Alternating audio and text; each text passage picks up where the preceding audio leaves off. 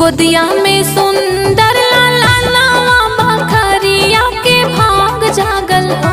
ललना छोड़त नाही माई के अचारवा यशोदा मैया आस लागल हो।